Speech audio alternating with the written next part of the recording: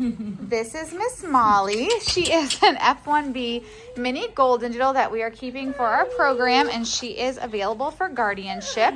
She is a 75% poodle, so she is not expected to shed and considered hypoallergenic. I know. I see you. We just named her Molly because we needed to get her registered. She is fully vaccinated, including rabies. We are working on doggy door training, but that's something that you can do the training yourself for the Guardian program. There's no cost for her. You would just cover, there's no cost, the initial mini golden doodle cost. You would just need to pay for her food. We have specific food that she's on, and then her next vaccines that are due. And then, which will be due about a year old, and then her 1 year, or like 1 year from then. So her 1 year vaccines.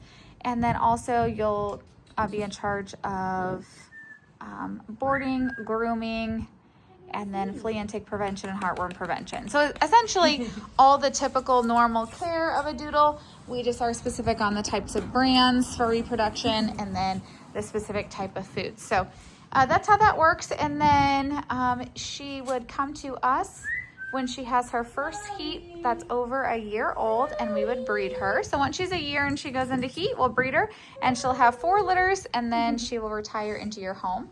I would say most of the females that retire are usually about 3 years old, almost 4, and they'll retire to the Guardian, and we pay for the spay, and then you get them until they are for their whole life. So most minis live about 12, 16 years. So the Guardian program is awesome because the dogs tend to be much better adults when they have puppies, which is really nice. Hi.